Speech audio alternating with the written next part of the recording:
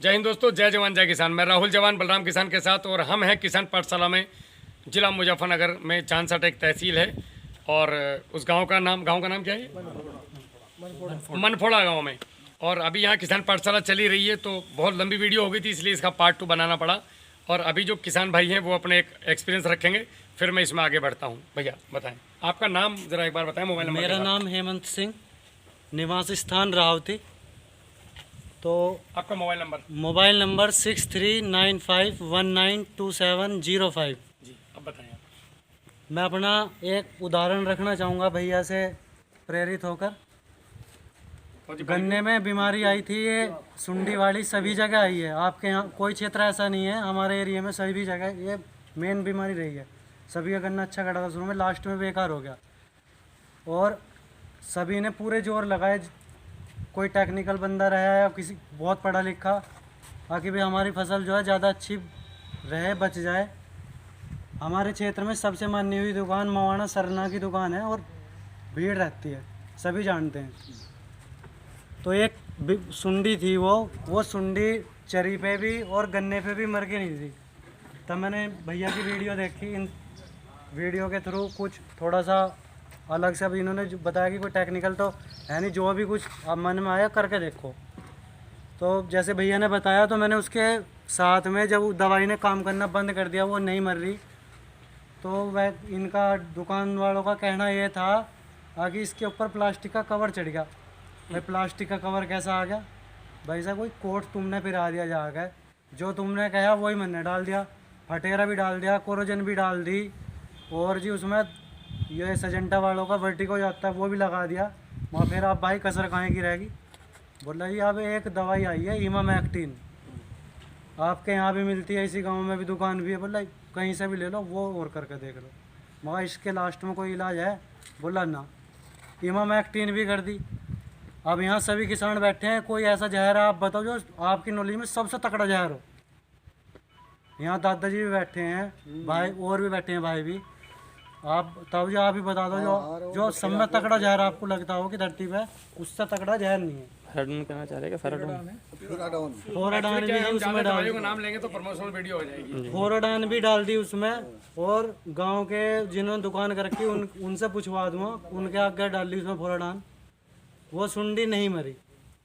फिर उसमें हमने क्या काम करा, जैसे भाई ने डिकम्पोजर बनाना बताया था, वो डिकम्पोजर हमारे पास तैयार था। हमने उसके साथ में फटकड़ी ली, और फटकड़ी लेकर पिस्सी और हाँ और सुहागा, उसे रला कर हमने उसकी स्प्रे करवाई। और उससे वो होया कि जो सुंडी थी, जो सुंडी के ऊपर फटकी लग गई, वो सुंडी अगले दिन मर गई।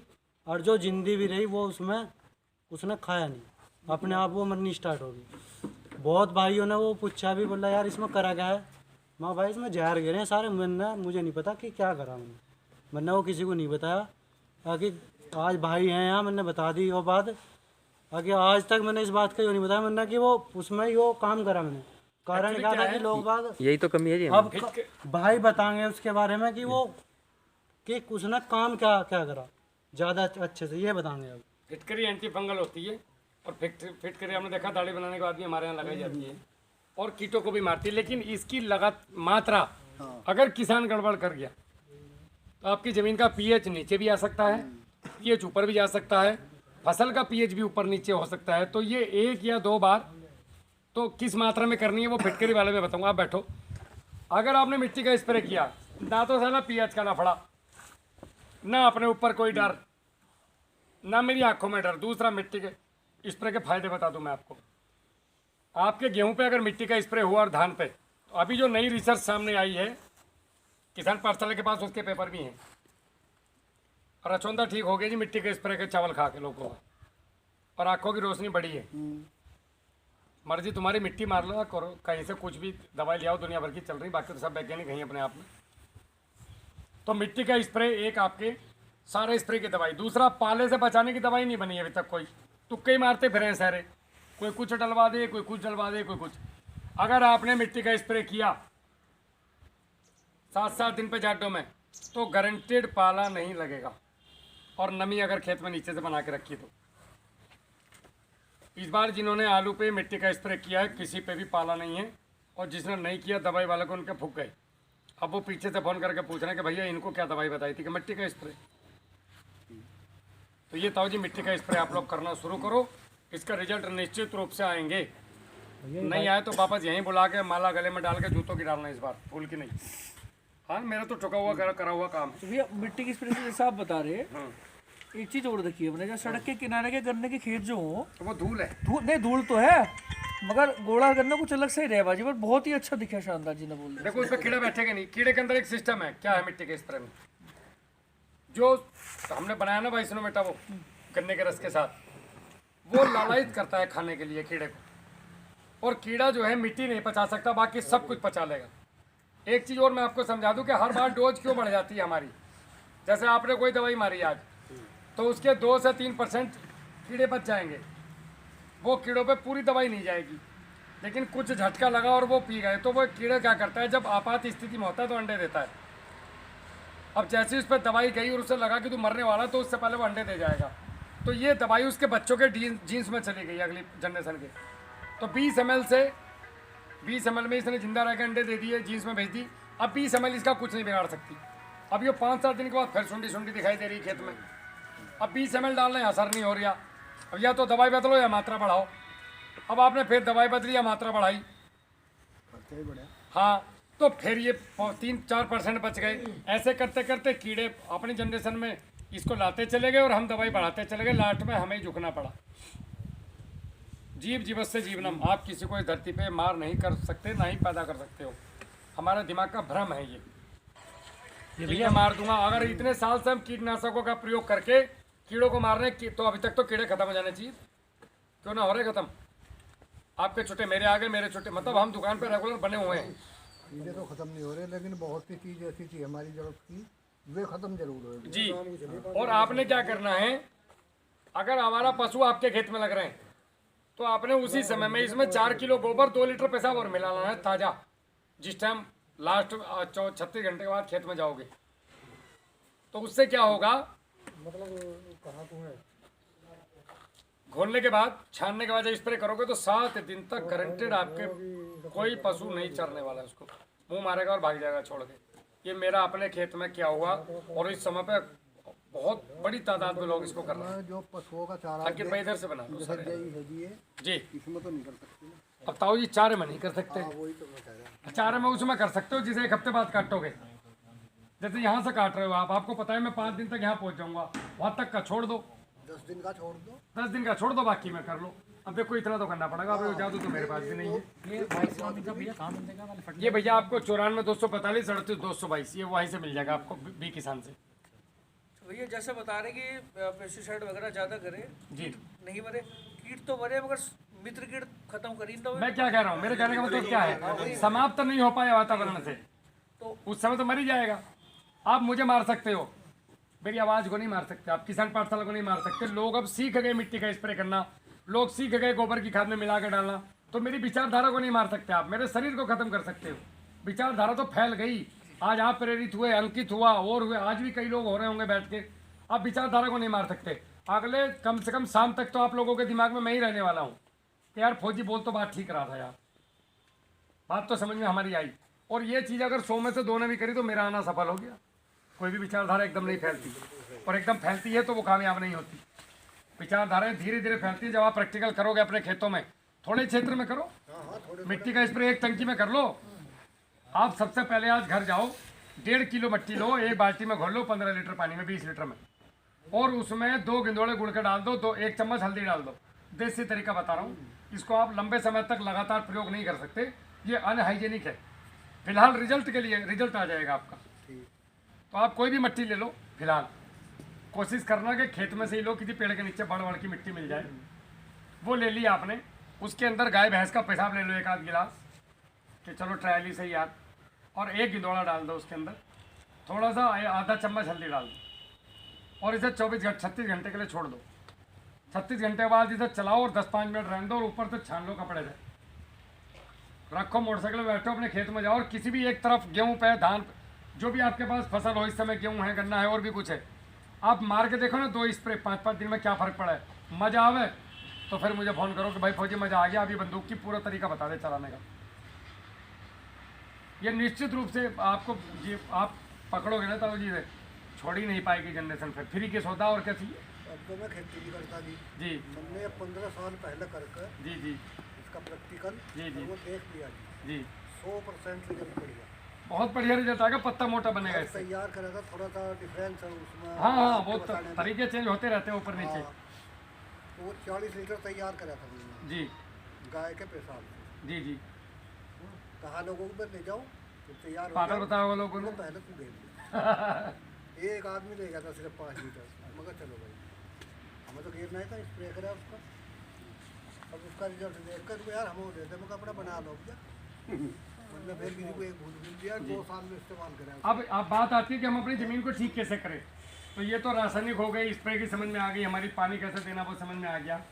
अब आपने कुछ चीज़ें करनी, जैसे वो चूने की खली वाला बताया था आपको, वो याद रखो आप हमेशा। वो 45 दिन पे देना ही है, कोई भी फसल क्यों ना हो। गेहूँ जैसी तो बिना खाद के हो जाएगी, 3 मिट्टी का स्प्रे और 2 बार ये चूने वाला, हो गया तुम्हारा गेहूँ, खेल खत्म। एक यूरिया DAP पोटाश की जरूरत नहीं देने की। एक आप लोग पोटाश से बहुत परेशान है अभी, है नहीं, उसका विकल्प नहीं मिल रहा कुछ। याद कर रखी। आपने क्या करना है, 1 किलो लेना है गुड़, 3 किलो लेना है बेल का गुद्दा, पकी हुई बेल, बाजार में मिल जाए बहुत, कोई मुश्किल नहीं है तो बहुत। और 10 लीटर पानी। बढ़िया तो ये रहेगा कि 10 लीटर पानी में ये बेल के इसको 1 किलो गुड़ को उबाल लो, ठंडा कर लो, नहीं तो ऐसे ही मिला लो बाबा, कहीं मत जाओ तुम, करो तो सही कम से कम, ऐसे ही मिला लो। और उसके अंदर ये 3 किलो गुद्दे को बिल्कुल एकदम बढ़िया करके मिला दो हाथ से एकदम, या वो मथली ले लो घर में मट्ठे वाली। हाँ, तो कर सकते हैं। हाँ, और इसको 90 दिन के लिए एक डिब्बे में ये 1 अनुपात बताया मैंने, आपकी जितनी ज़मीन है। अब आप इसको 1:3:10, 1 गुड़, 3 बेल और 10 पानी। अब इसे जितनी मात्रा चाहिए उतनी बढ़ा लो। तो ये आपने बना के 90 दिन के लिए हवा टाइट, खोल के मत देखना गलती से भी। और 90 दिन के बाद साहब आपका बनकर तैयार हो गया भयंकर पोटास। 2 ml प्रति लीटर तो डाल दो आप मिट्टी के स्प्रे में इसे, 2 ml 1 लीटर के हिसाब से। अब मिट्टी के स्प्रे में मिला के खेत पर फसल पर स्प्रे कर दो। स्प्रे कितने करने हैं, पूरी फसल में मात्र 3 बार या 2 बार, गेहूँ जैसी में छोटी में। उसके बाद 1 एकड़ पानी में, सॉरी 1 एकड़ खेत में 200 लीटर पानी में 1 लीटर या 1.5 लीटर डाल के डंडे से घोल के और यो खेत में जाने दो 2 बार, 35 की 33 पोटास, खत्म कहानी। करके देखो, इससे बढ़िया रिजल्ट नहीं आया तो गारंटी। दूसरा, जब भी आपको समय मिले आप लोग क्या करो, गन्ने की सूखी पत्ती, पुराल, इनको कहीं एक गड्ढा बना लो अपने ट्यूबवेल पे ही। गड्ढा मतलब डोल बनाओ फावड़े से, इतनी ऊंची ऊंची 2-2 फीट की, पन्नी डाल दो उसके अंदर, चारों तरफ से यूरिया के पुराने कट्टे घर में होते ही हैं, मट्टी रख रख के उसे दबा दो।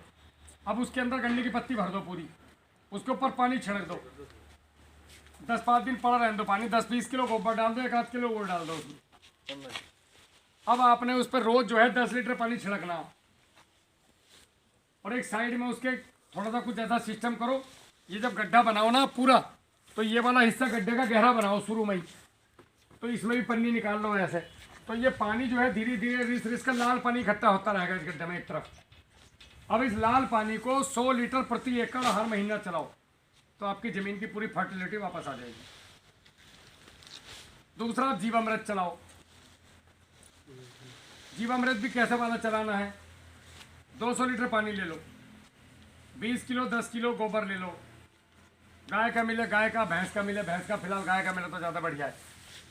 उसके अंदर 10 लीटर पेशाब, 3 किलो गुड़, और आपके 2-3 किलो 1 किलो पीपल के पेड़ के नीचे की मिट्टी।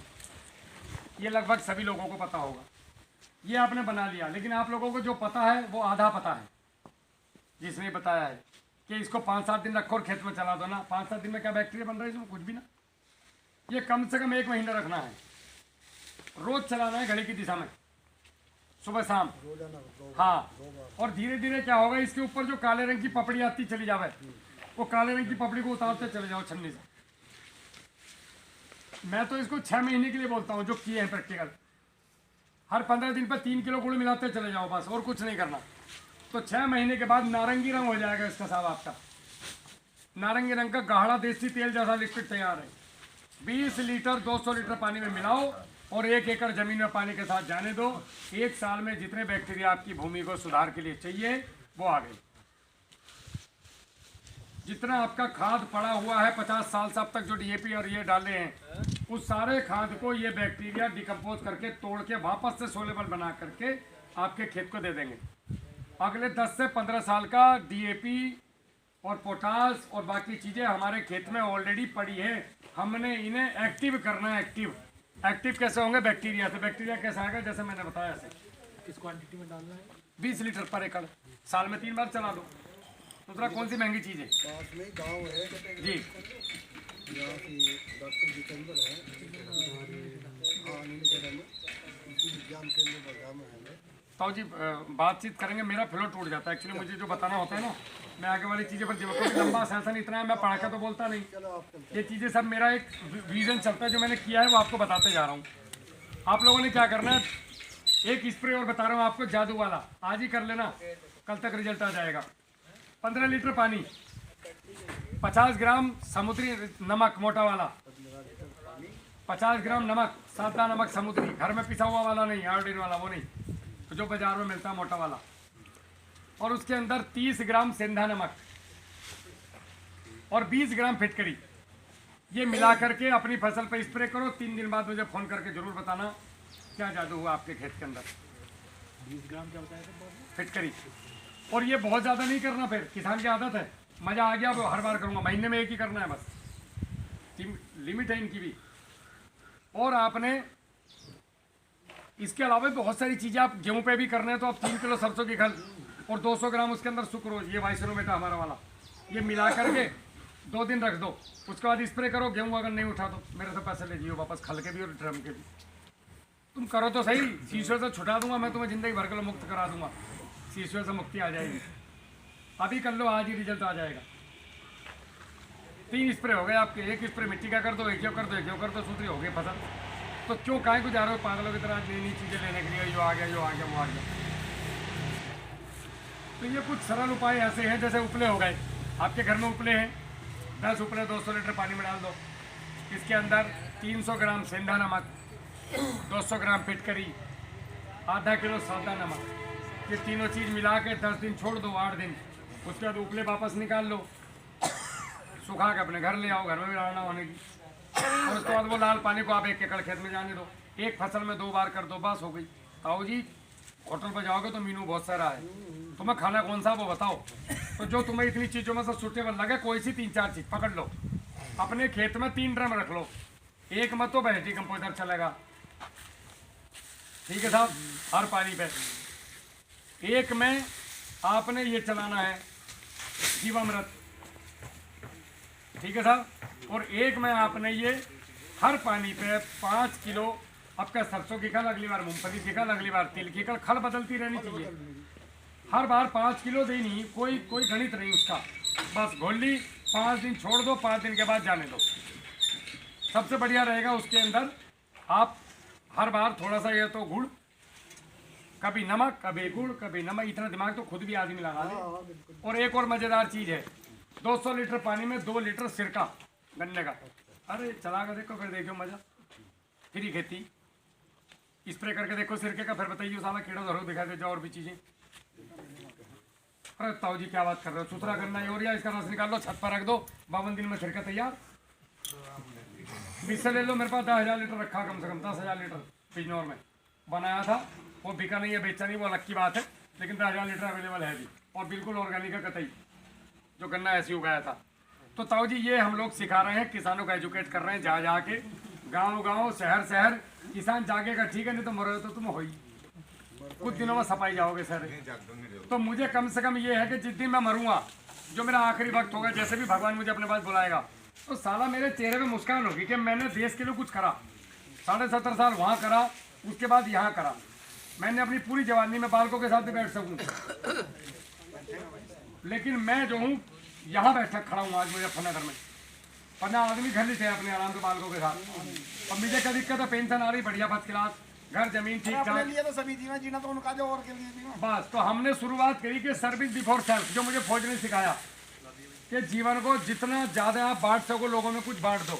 तो मैंने साहब बांटना शुरू करा। आज मेरे साथ इतना है कि भगवान की कृपा से हर 20 किलोमीटर में मेरा कोई ना कोई चाहने वाला है, और ये बड़ी बात है। वरना यहाँ बरेली जाट के जो नहीं पता, लोगों को जाट के भी बरी हो, जाट मुझसे पूछते हैं तुम्हारी ये कौन सी कौम है, मतलब तुम कौन हो। खाना ना खिलाते शुरू में पहले पूछते जाट कौन सी कौम है तुम्हारी, तब बताना पड़ता है सन्नी देवाल, चौधरी चरण सिंह, दारा सिंह। अच्छा अच्छा अच्छा, फिर तो तुम ठीक वाले हो, आ जाओ। तुम है जाट जाट जाट बने फिर रहे हैं, जाट कहेंगे जाट, इतनी पुतली में जाट हो, कोई जानता नहीं पहचानता नहीं, तो हमारे कर्मों से लोग हमें जाने। शेर तो एक ही पैदा हो, अरे ताऊ जी शेर अपने आप में ही तो हैं, अपने कोई खारिया शेर, वो बात अलग है। शेर को जानवर खाने चाहिए, हिरन शेर शेर को ही खाने में लगा हुआ है। वगैरह फलाने ढिमके तो फिर तो इसीलिए हम जो है मार खा रहे हैं। तो हम लोगों ने एक दूसरे को चीज़ें बतानी चाहिए। मेरे पास ऐसे ऐसे लोग हैं जो जैसे आपने मुझे बता दिया तो मैंने ही नहीं बताया, और मुझसे मैं तो आपसे ये कह रहा हूँ, मैंने पूरे गांव को बता रखा, बेफिक्र रहो। जब गांव में गया तो पता चला जी हमें तो पता ही ना भाई साहब, हम तो महीनों से तुम्हारा नंबर लगाने के चक्कर में, अब मैं एक आदमी मेरा एक नंबर सारी दुनिया कॉल करे, तो मेरे कुछ तो लड़कों पे चले जा, लड़के जवाब देते हैं जो टीम के हैं। जब नहीं कंट्रोल होती तो फिर मैं बताता हूँ कि ये बताओ, मेरा नंबर हमेशा खुला है, आप कभी भी कॉल कर सकते हो, सुबह 9 बजे से लेकर शाम के 6 बजे तक। आप नंबर नोट कर लो, किसी को अगर आवश्यकता है तो मेरा नंबर है 94 070 38 222। और आप लोग इस ये जो मैंने बताए हैं इसमें कोई भी चीज़ ऐसी नहीं है जो आपको कहीं से मेरी कोई कंपनी खोल रखी हो मैंने या कुछ कर रखा हो जो आपने देखा नहीं। नंबर बताइए। 94 070 38 222। 94 070 38 2। ये वीडियो आपकी यूट्यूब पे मिलेगी आपको, किसान पाठशाला पे 4-5 दिन में आ जाएगी। इसे भी देख लो, सबके चेहरे आ जाएंगे, सारी बात जो हुई है ये बिना कट फिट के ऐसी कैसी आ गई। और ये चौपाल भी अमर हो जाएगी इसमें हमेशा के लिए, जीवन भर के लिए। अभी बात करेंगे हम, ये तो हो गया एक कॉन्सेप्ट कि हमने खेती कैसे करनी, चाहे वो कोई भी खेती हो। ना ताऊ जी रेडियो बनी है, यूट्यूब पे आएगी, आजकल यूट्यूब का जमाना। तो यो तो मैं आपके दिलों में घुसेड़ दूंगा आज, कई दिन तो भूलने के नहीं आप मुझे। यहाँ तक तो हम आ गए कि हमने कोई सी भी फसल लगाई तो भैया हम उसमें खेती कैसे करें। अब इसमें कोई किसी फसल का नाम नहीं आया। अब बात आती है कि हम भैया से काट कर फिर दोबारा शुरू करना है।